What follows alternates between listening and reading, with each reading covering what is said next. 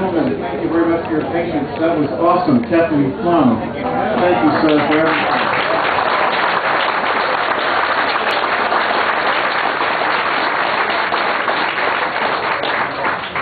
We're winding down the program, ladies and gentlemen. If you can stay with us, there's a few more things you'll really enjoy. Next up, well, first of all, I want to mention that we do have some World War II and Korea veterans among us. So if you're a veteran of World War II, would you please stand so we can at least know that you're here? Thank you. And then the Korean War. If you served in the Korean War, please stand up. Thank you.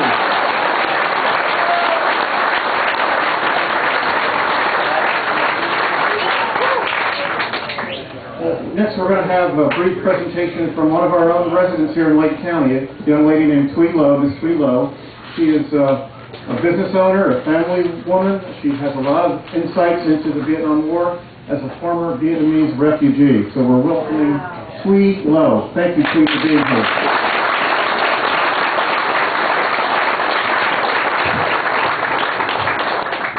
Thank you, Larry. And good afternoon, everyone. You know, I am so honored to be part of the very distinguished guests that we have today, and I'm very honored to be part of today's ceremony. My story is a little bit different. While I share the same personal view as Captain Plum, you know, despite of our many challenges and adversity, we are put on this earth for a reason, and that's to give hope and comfort to each other.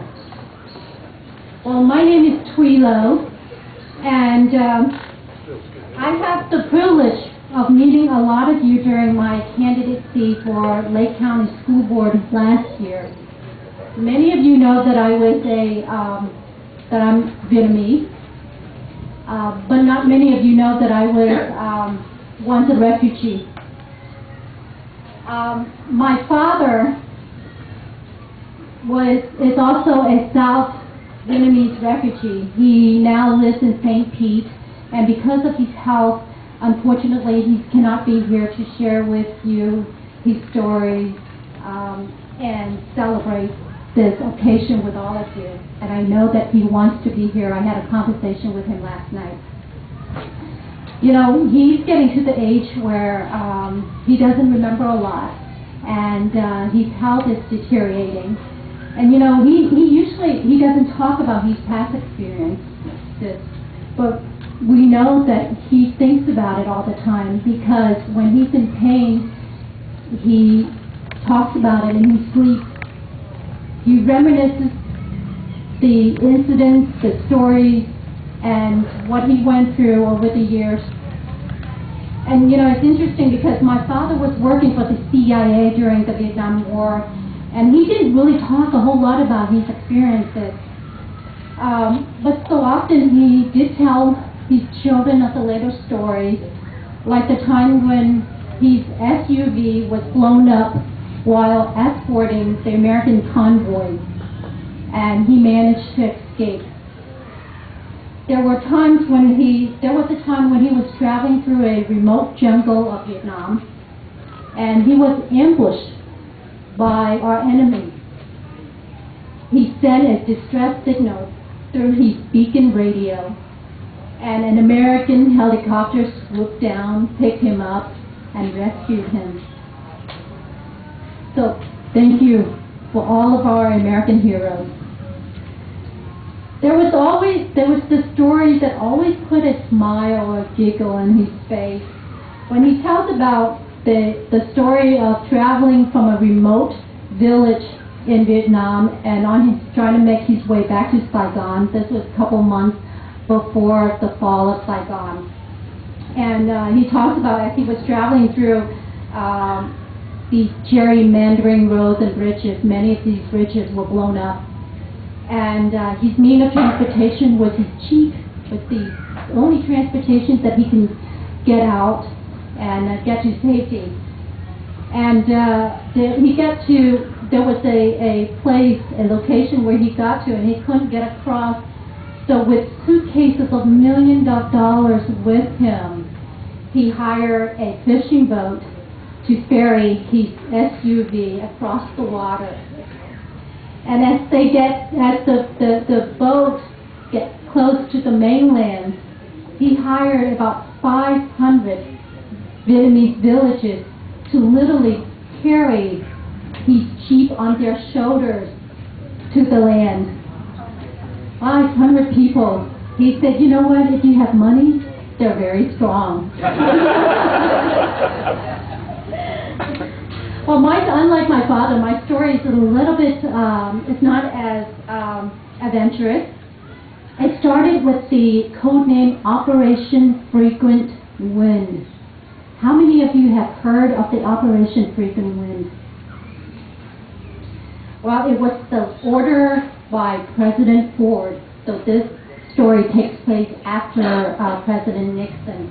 But it was ordered by President Ford, and Operation Frequent Wind was the final act of our American military involvement in Vietnam. And it took place during the last 2 days in February of 1975.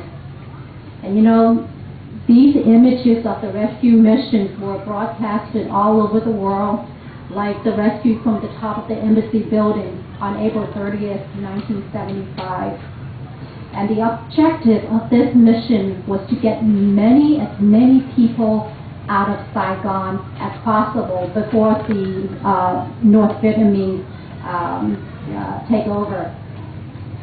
So there were tens of thousands of Americans and Vietnamese evacuees were flown from a naval ship, to the naval ship waiting offshore in the Red China Sea by our Marine and Air Force helicopters during these last 2 days. My family began our process of evacuation on the morning of April 30th, 1975, with ladders on both sides of the wall to the diplomat compound. We climbed over the wall and into the secure compound.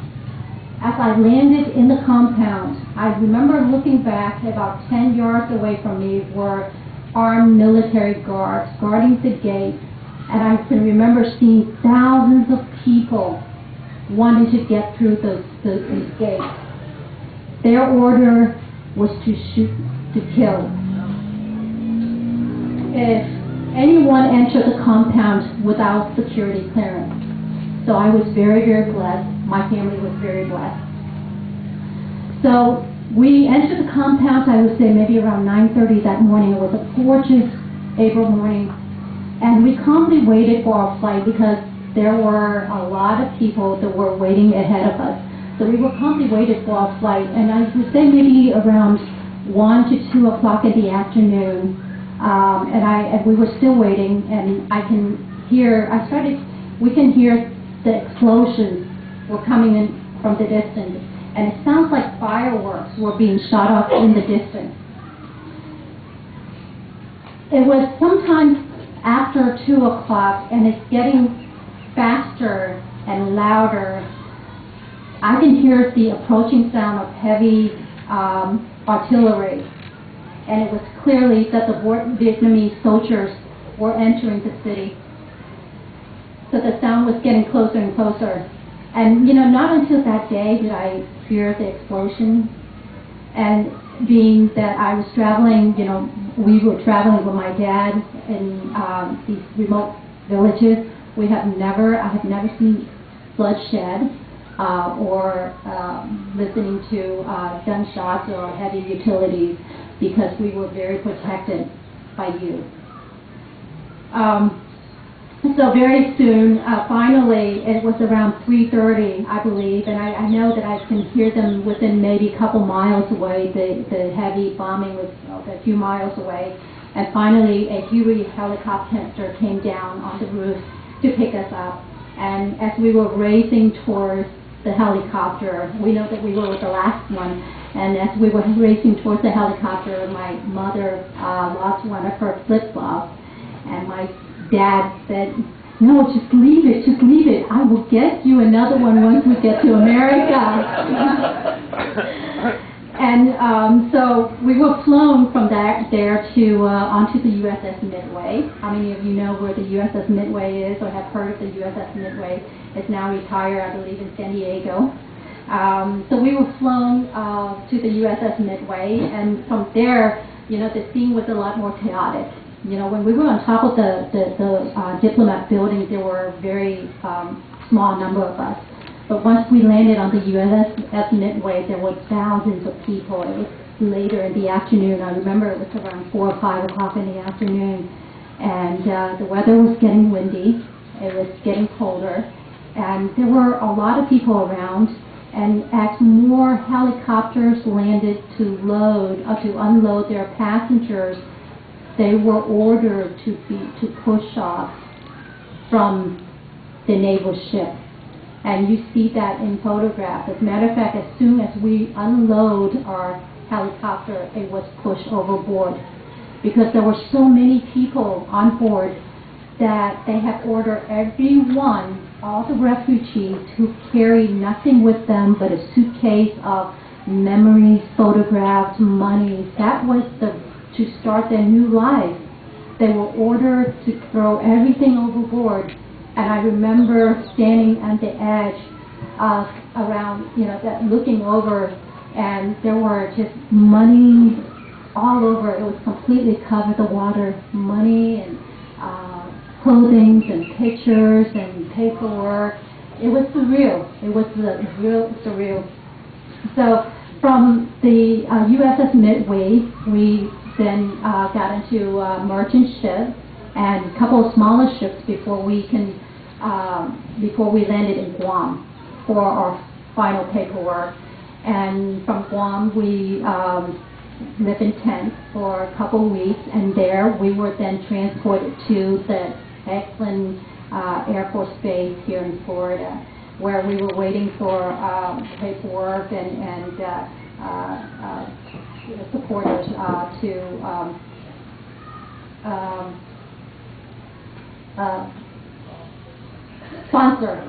sponsor us. And so it was, you know, we had nothing. Our family came to this country. We were considered homeless. We had nothing. But what we had was more than anything that money can buy. And that was our freedom, our independence, and the opportunities. And so, you know, words cannot describe my gratitude for your bravery and your service. And I thank you for your sacrifice and for all that you have done. And God bless you. And God bless your family.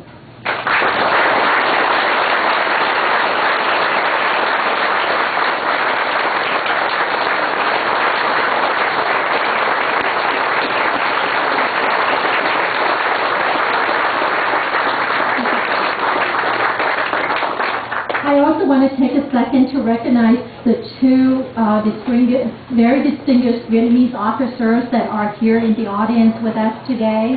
Mr. Duong, are you here? Are you still here? And Mr. Dow.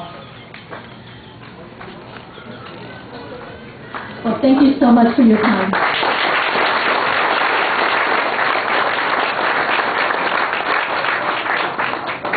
Thank you very much, Thuy. That was very, very riveting. Thank you. We're going to move on to the folding and the presentation of the American flag. We have the Maldora AMVETS post-1992 doing this for us. And there are actually two very esteemed families that we'd like to recognize here today. And one is the family of fallen Vietnam veteran Ronald Sefton Gaffney, and they're seated here to my right. The Gaffney family.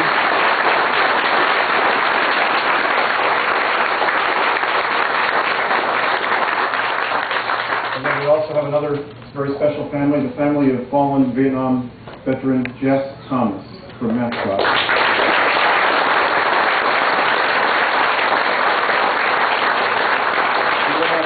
The AMVETS are going to fold and present the flag to each of the families, and while they're positioning to do that, I would like to give a little bit of information.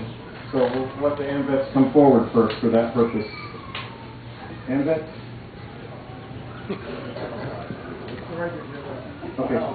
back here. They're mustering right now. While they're doing that, let me just tell you a little bit about Ronald Sefton Gaffney, and then we'll also cover some background information about Jess Thomas. First of all, Ronald Sefton Gaffney was from Groveland, Florida.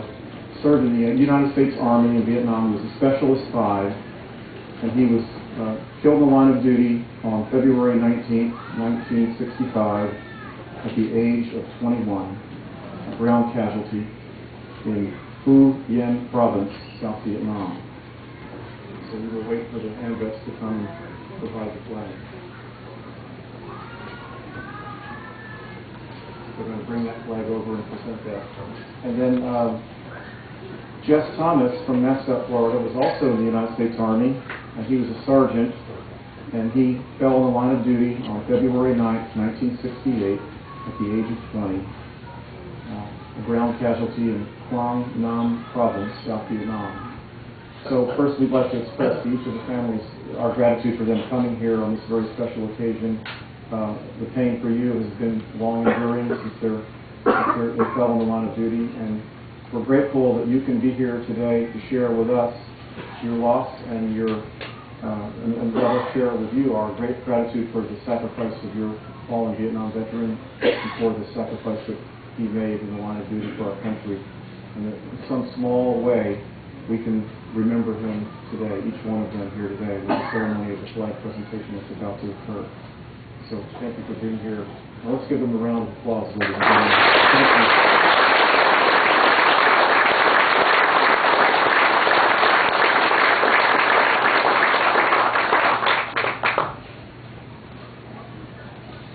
And we'll just stand by for the AMVETS.